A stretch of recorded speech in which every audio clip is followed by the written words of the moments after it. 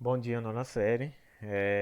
Continuando com a perspectiva inserida na aula passada, hoje nós daremos continuidade a essa sequência lógica de conteúdos e nós veremos hoje itens indispensáveis, assim como nós vimos nas duas aulas anteriores, a interpretação textual e a comunicação de uma maneira geral.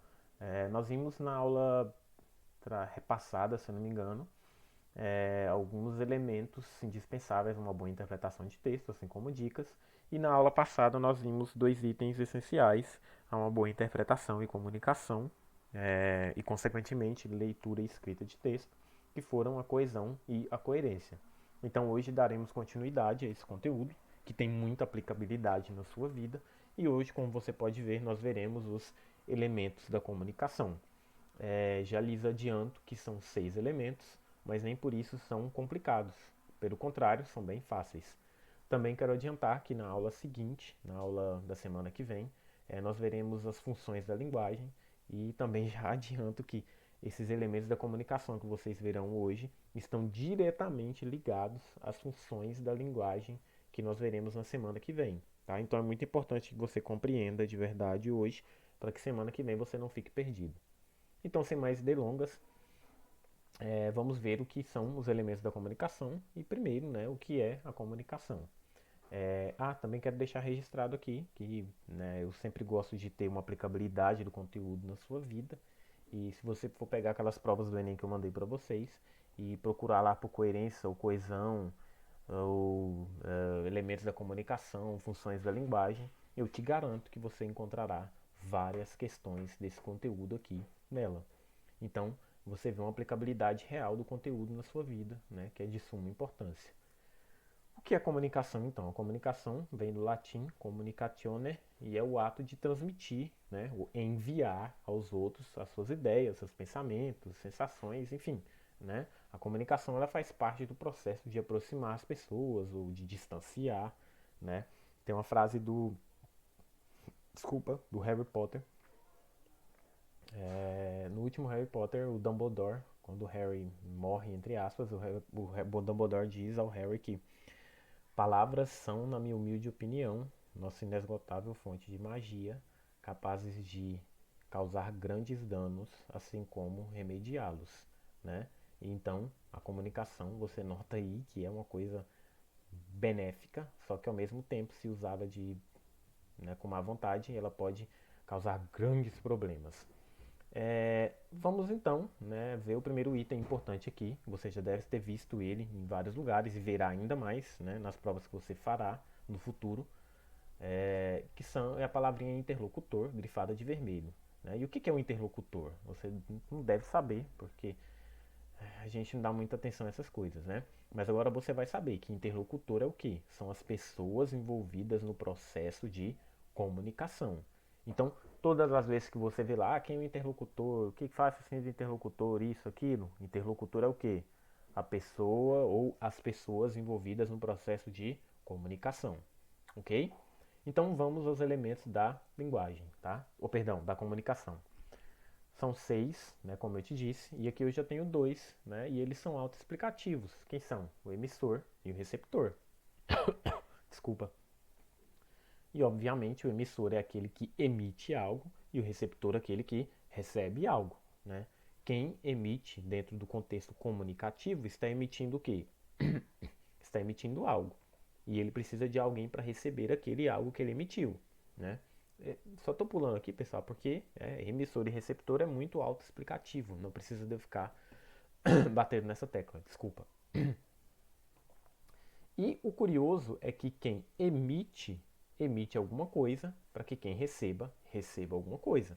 E o que quem emite faz? Emite o que? Né? Aliás, emite uma mensagem. Esse é o nosso terceiro elemento da comunicação.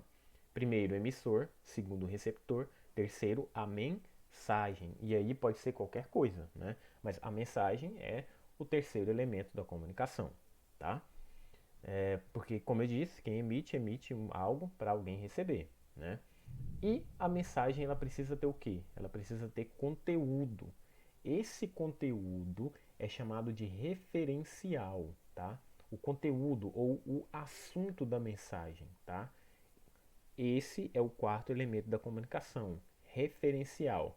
Relaxa que lá no final da explicação tem um quadro com todos eles para você anotar explicadinhos, tá? Então, mais uma vez, ó, emissor, primeiro, receptor, o segundo. Terceiro, a mensagem. Quarto, referencial. O que é o referencial? É o conteúdo da mensagem, porque eu tenho uma mensagem, desculpa, e essa mensagem ela não pode ser vazia, porque senão, né, o que vai adiantar a comunicação? Comunicação vazia? Não. Eu preciso de um conteúdo e esse conteúdo é chamado de referencial.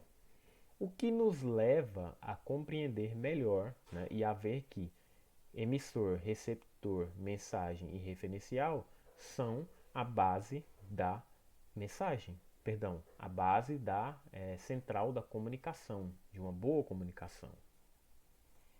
É, o que nos leva ao quinto item. O que é o quinto item?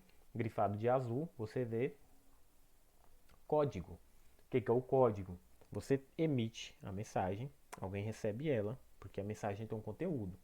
Só que essa mensagem ela é escrita, dita ou expressa, né? Porque a mensagem, lembrando que eu não tenho só a língua falada, é de em uma língua específica, né?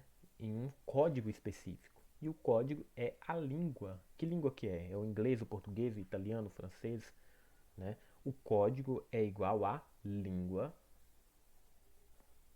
local. Por quê? Ah, você vai falar, ah, professor, mas e linguagem de sinais? Beleza, o cara aprende língua de sinais, mas o significado da língua de sinais para ele tem um significado próprio dentro da própria linguagem a qual ele está inserida, a língua local que ele está inserido. Então, a linguagem de sinais aqui para o deficiente auditivo, ela tem uma tradução lógica em português. Lá nos Estados Unidos, em inglês, na França, em francês e assim por diante. Ok? Então, o código é o que? A língua. Como eu te disse, né? Código, nós temos várias formas de se expressar, né? Temos a linguagem, não só a língua falada, mas temos placas, sinais de trânsito, etc. e tudo mais, né? Aqui só um exemplo para que você veja. Aqui só um esqueminha, né? Para você ver como é aplicado, né? O esquema da comunicação com o emissor, receptor, a mensagem, o código. É só um esqueminha para você ver bobo, tá? O que nos leva ao último item, e não menos importante, que é o canal. O que é o canal? Não é o canal de televisão. O canal é a forma pela qual a mensagem é transmitida, né? A mensagem é transmitida através de um código, a língua, né? No caso, a nossa língua aqui portuguesa. E ela precisa de um meio para ela ser transmitida. Esse meio é chamado de quê? De canal. Lembrando que não é um canal de televisão. Como é que eu posso transmitir uma mensagem? Falando através da voz, ou através de um livro, de um rádio, de um celular, de um jornal, de uma revista, enfim, né? É o canal mesmo pelo qual ela está sendo transmitida, a forma pela qual ela está sendo transmitida. E isso eu dou o nome de canal. Eu espero que seja super simples para você, que você esteja compreendendo, porque é de fato tão simples que, né, fica um pouco até chatinho. Então aqui eu tenho um esquema que eu quero que você anote, tá? Onde mostra os 6 elementos da comunicação e eu quero que você note que todos eles estão, olha só, ao redor de quem? Da mensagem. Emissor, aquele que produz, aquele que escreve ou que fala a mensagem. Receptor, aquele que ouve ou que lê a mensagem. A mensagem, que é o texto, né, propriamente dito. O referente, que é o que? O assunto da mensagem. O código, que é a língua, né, a língua portuguesa. E o canal, que é o que? O meio de veiculação daquela mensagem. Ok? Espero que tenha ficado muito claro. Se não tiver ficado, eu estou aqui justamente para sanar as suas dúvidas. Temos o exercício como de praxe e não esqueça de anotar esse quadro, pois ele é muito importante. Lembrando que na semana que vem nós veremos as funções da linguagem e os elementos da comunicação que vocês viram hoje. Esses 6 eles estão diretamente ligados aos da semana que vem, ok? Um abraço, fiquem com Deus e até a próxima.